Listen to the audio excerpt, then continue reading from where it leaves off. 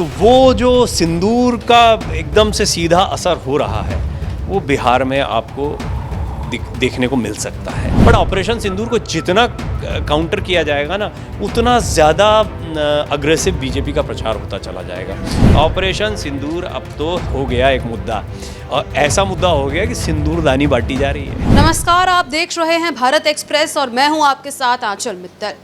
बिहार चुनाव बेहद नज़दीक है और ऐसे में बोला जा रहा है कि इस बार महिलाएं बिहार में बेड़ा पार लगाने वाली है, क्योंकि आधी आबादी महिलाएं वोट करती है। तो ये देखना होगा कि आखिरकार वो बेड़ा पार कैसे लगाती है। इसी बीच कई योजनाएं अन्य राज्यों में लॉन्च की गई थी जो महिलाओं के फेवर में थी और बड़ा असर भी देखने को मिला था चुनाव में। तो बीजेपी इसमें क्या रोल प्ले करती है, कैसे वो समीकरण बदल सकती है, ये चीज़ हम समझेंगे। इसको लेकर हम बात करेंगे। इस वक्त भारत एक्सप्रेस के सलाहकार संपादक डॉक्टर प्रवीण तिवारी सर मौजूद हैं, इनसे समझेंगे। जी सर, आपको क्या लगता है? देखिए, योजनाएं सिर्फ ऐसा नहीं कि बीजेपी की तरफ से, कांग्रेस ने भी कर्नाटक में दांव चला और वो सक्सेसफुल रहा। झारखंड में हेमंत सोरेन ने यही, या झारखंड मुक्ति मोर्चा ने यही दांव चला, सक्सेसफुल रहा। वहीं लाडली बहना योजना मध्य प्रदेश में और लाडकी बहना योजना महाराष्ट्र में, ये दोनों बड़े कामयाब रहे। हमने दिल्ली के चुनाव में भी देखा, रेखा गुप्ता जी को मुख्यमंत्री बनाना हो या इससे पहले बसेस में महिलाओं के लिए फ्री सफ़र जैसी बहुत सारी बातें जो हैं वो होती रही हैं। तो ये तो ओवरऑल हुआ कि आधी आबादी पर फोकस है, लेकिन बिहार के चुनाव में आधी आबादी पर अलग तरीके से फोकस है। इसको हम समझने का प्रयास करेंगे। बिहार के चुनाव में बहुत डिसिसिव होगा, बिहार में इसकी ज़रूरत क्यों महसूस हो रही है। दूसरा, बिहार में महिलाओं का वोटिंग का जो तौर तरीका रहा वो किस तरीके से रहा है, ये ज़रा समझने जैसी बात है।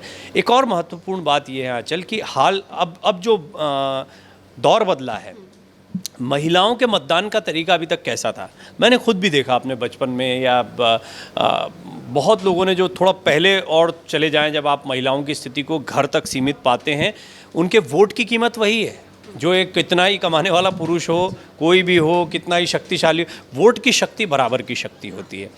महिलाएं वो होती हैं जो न सिर्फ घर गृहस्थी को चलाने में आगे रहती हैं, बल्कि वो दोहरी चुनौतियां, कई महिलाएं हैं अपने करियर को और परिवार को दोनों को साथ कर चलती हैं। महिलाओं का सम्मान इसीलिए समाज में हमेशा से बहुत बड़ा रहा है।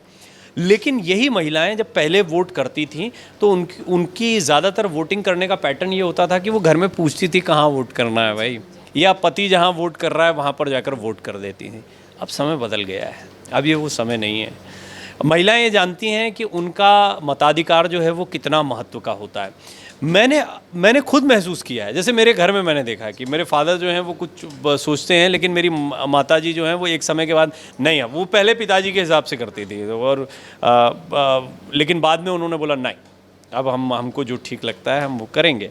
तो पिताजी ने भी कहा हाँ करो, मतलब इसमें मनाही नहीं है, लेकिन वो सोच नहीं पाती थी। अब क्या हो रहा है कि सीधे महिलाओं को एक तरीके से संदेश देते हुए कि नहीं, आप हैं डिसिसिव, आप हैं महत्वपूर्ण, आपको वोट करना है, ये करके सभी तरफ से किया जाता है। अब इसमें ज़्यादा इफ़ेक्टिवली कौन करता है वो बात है। जैसे आप बोलेंगे कि ये तो बीजेपी इसमें आगे है, ये देखिए लाडली बहना योजना, लाड़की बहना योजना, तो फिर मैं कहूँगा कि देखिए लेकिन हेमंत सोरेन जो है झारखंड में यही मैया योजना करके उन्होंने चलाया लेके, या कर्नाटक में यही बात जो है राहुल गांधी जब कहकर आए तो महिलाओं को लेकर वहाँ पर हुआ। हालांकि जैसे वहाँ पे वोका लिंगा लिंगायत एक और समीकरण होता है, हरियाणा में जाट वाला एक समीकरण होता है, इधर महाराष्ट्र में आ जाओ तो मराठों का ये जातिगत समीकरण है। लेकिन महिला मतदाता जो है वो उसको एक सेंस आया अभी राजनीतिक दलों को कि ये इससे ऊपर हैं। अभी ये इसमें महिलाएं अपने आप में एक जाति हैं, महिलाएं अपने आप में एक धर्म हैं, महिलाएं जो हैं वो एक सेगमेंटाइज हो जाएं। और अगर कोई, जैसे मान लीजिए मुस्लिम महिलाओं के बारे में आपने सुना होगा कि मुस्लिम महिलाएं बीजेपी को वोट करती हैं, काफ़ी इसका चर्चा है। 3 तलाक के बाद प्रधानमंत्री मोदी के लिए उनका, क्योंकि ये छुपा हुआ पैटर्न है, महिलाओं के ऊपर ये दबाव नहीं है कि तुमने किसको वोट दिया है, तुमको उनको नहीं देना है। अगर मान लो कहीं पर एक फतवा जारी हो जाए, ऐसा बहुत हुआ है भारत में। अब देखते हैं, ये राजनीति भी बदलनी चाहिए, क्योंकि इससे सेगमेंटाइज होता है, इससे पोलराइजेशन और बढ़ता है दोनों तरफ से। यहाँ हिंदुत्व की राजनीति होती है, उधर मुसलमान इकट्ठा हो जाते हैं इधर, लेकिन फिर भी उसमें जो महिला मतदाता है उसकी सोच, ये उदाहरण इसलिए रख रहा हूँ यहाँ पर कि धर्म में भी आप देखें तो महिला मतदाता की सोच अलग हो सकती है और महिलाओं के वोट की ताकत वही है। और दूसरा एक और बड़ा पैटर्न है कि महिला मतदाताएं अब ज़्यादा तादाद में निकल कर, यानी कि कई बार होता है हम देखते हैं कि वोटिंग परसेंटेज बड़े शहरों में तो बड़ा ही कम आता है, मतलब 50-50, 55% तक दिल्ली जैसे शहरों में, मुंबई जैसे जगहों पर रह जाता है। लेकिन वहीं गांव में हम देखते हैं, कई जगहों पर देखते हैं कि वहाँ पे 70-75%, लेकिन 70-75% तक भी, या ऑन एन एवरेज में मानूँ 60% जिसको कहते हैं ना फर्स्ट क्लास में पास होना, ये वोटिंग परसेंटेज आने के बावजूद भी 40% जो है वो बैठा हुआ है, वो निकल ही नहीं रहा है, वो 40% बर्बाद हो गया। वो होता ही, ये जो होता है देने वाला वोट प्रतिशत, इसमें ज़्यादातर जो निकल के, वो जो जैसे 40% है ना, उसमें बहुत सारे पुरुष होते हैं, महिलाएं भी होती होंगी, लेकिन बड़ी तादाद में महिलाएं बाहर निकल रही हैं वोट देने के लिए। ये बहुत बड़ा एक परिवर्तन देश में आया और इन महिला मतदाताओं की वजह से बड़ा डिसिसिव चुनाव होने लगा है। बीजेपी ने 2-3 चीज़ों को भापा। आपने हाल के दिनों में एक दलित या ओबीसी राजनीति के बारे में, पिछड़ा वर्ग की राजनीति के विषय में बहुत सुना होगा। पहले तो मायावती वहाँ तक केंद्रित थी, मायावती जी को उसका फ़ायदा भी मिला, लेकिन कालांतर में हम देखते हैं कि सभी राजनीतिक, ऐसा नहीं, मतलब कांग्रेस की तो पुरानी सियासत रही, उनके पास में ये दांव पहले से रहा था। जाति मंडल वाला जो हुआ, हालांकि उसका फ़ायदा वीपी सिंह जी को वैसा नहीं मिला, लेकिन ये ऐसा नहीं कि राजनीति कोई आज की राजनीति, बस जातिगत राजनीति होती है। लेकिन इसके उस समय से लेके आज तक किसी ने इतना विचार नहीं किया था महिला, कि महिला सेगमेंटाइज हो सके, महिला अपने आप में एक अलग वर्ग है।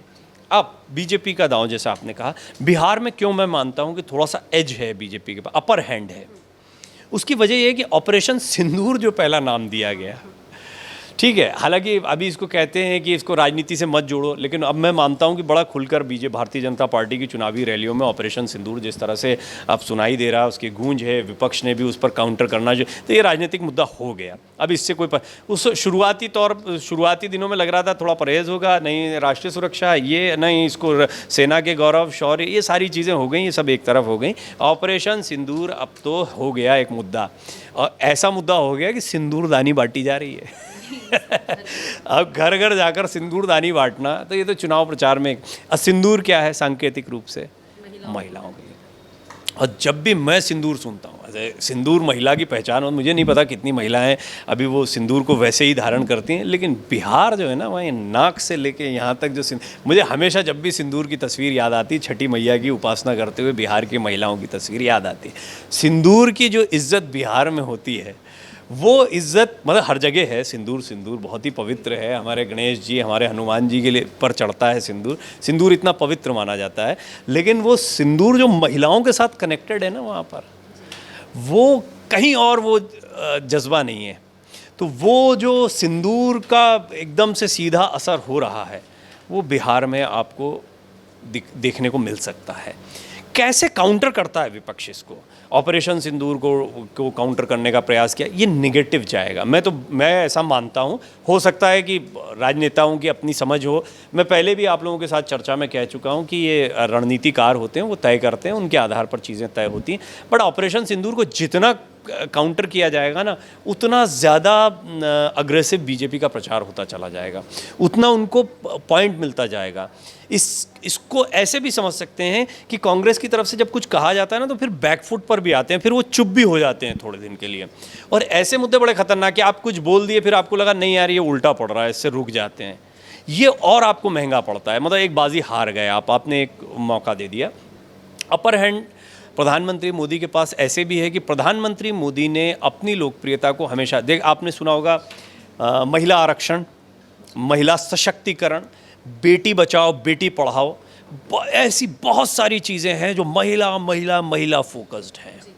महिलाओं के लिए कितना काम हो रहा है यह विवेचना का विषय है। महिलाओं के लिए काम होना चाहिए, महिलाओं के लिए काम हो रहा है और अच्छा होना चाहिए। मैं नहीं कहता आज भारत में महिलाओं की स्थिति जो है वो अब बिल्कुल बदलाव आया है, इसमें नो डाउट। आप खड़ी हैं, आप एज एन एंकर काम कर रही हैं, जर्नलिस्ट पहले भी करते थे, लेकिन अब ये तादाद बढ़ी है। अब महिलाओं में काम करने की, या पुरुषों के साथ, जैसे हम कहते थे ना पहले, से ज़्यादातर बातों में चलता था, किताबों में कंधे से कंधा मिलाकर चल रहे, कंधे से कंधा मिलाकर तब होता है जब समाज में दिख जाता है, उसके लिए बार बार बोलना नहीं पड़ता है। वो समय तो देखने को मिल रहा है। हालांकि इस पर मेरा ये मानना है कि कोई भी सरकार होती है, ये बदलाव वक्त के साथ होता है, जिसको हम मॉडर्नाइजेशन कहते हैं, या हम ग्लोबल मॉडर्नाइजेशन की तरफ जा रहे हैं। हम ग्लोबली यानी दुनिया के अन्य जगहों से भी चीज़ों को सीखते। तो भारत में महिलाओं का विकास तो अवश्यंभावी है, होना ही होना है। लेकिन अब जो प्रधानमंत्री मोदी के समय के बाद में, या इस कार्यकाल के दौरान जो उनके तीसरा टेन्योर चल रहा है, प्रधानमंत्री मोदी अपनी इमेज को महिलाओं के बीच में मजबूत करने में बहुत हद तक कामयाब साबित हुए हैं। इसका फ़ायदा निर्विवाद रूप से निश्चित तौर पर बीजेपी को मिला है, ये वोट का गणित बताता है। और ये बीजेपी का इंक्लिनेशन या झुकाव जो महिला मतदाता की तरफ है, उससे भी पता लगता है कि नहीं नहीं, ये सबसे ज़रूरी है, ये सबसे, सारे समीकरण ध्वस्त हो जाएंगे। कोई यादव मुस्लिम समीकरण बनाएगा, कोई मुस्लिम समीकरण बनाएगा, कोई सीमांचल में मुसलमानों को यहाँ पे उतार दो, ये उतार दो, कहीं कोई बागी उतारा, ये बहुत सारी चीज़ें होंगी। इस पर मैं आप लोगों से बात करता रहूँगा, बड़ा मज़ेदार होता है बिहार का चुनाव।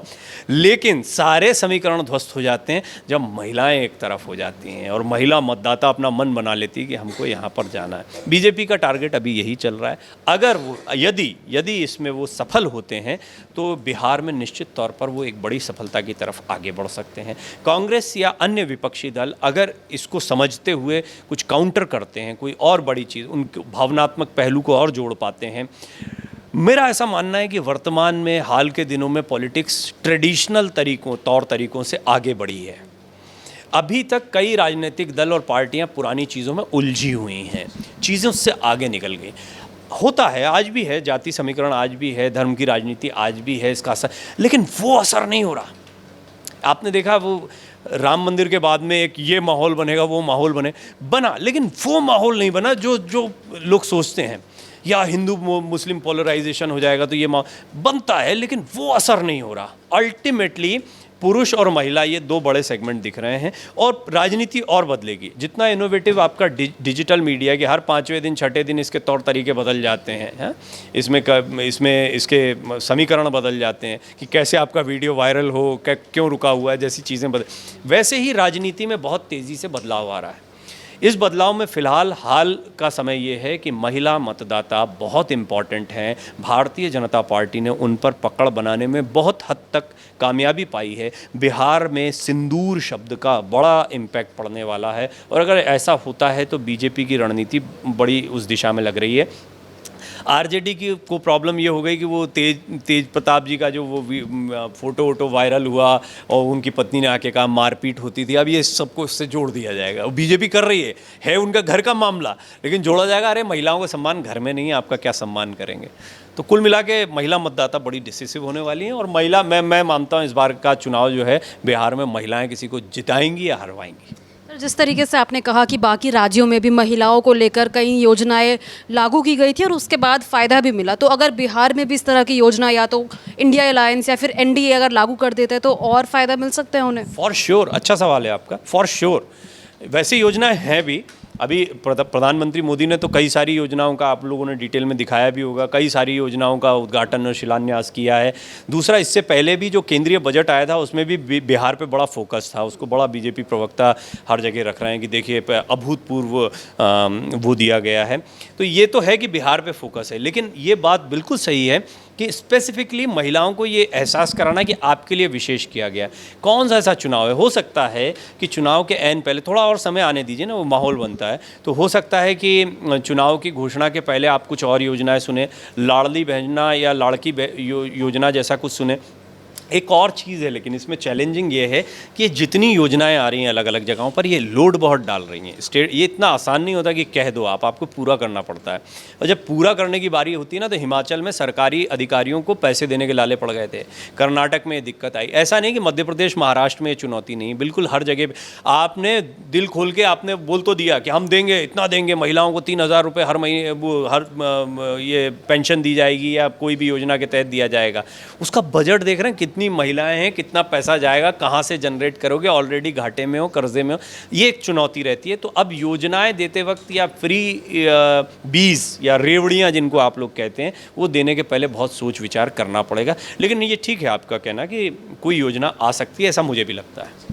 तो बिहार में चुनाव बेहद नज़दीक है और बीजेपी कहीं ना कहीं बीजेपी का पलड़ा भारी नज़र आ रहा है, एनडीए का पलड़ा भारी नज़र आ रहा है। इसका कारण ऑपरेशन सिंदूर कहीं ना कहीं माना जा रहा है। तो इसको लेकर आप क्या सोचते हैं, कमेंट बॉक्स में ज़रूर शेयर करें।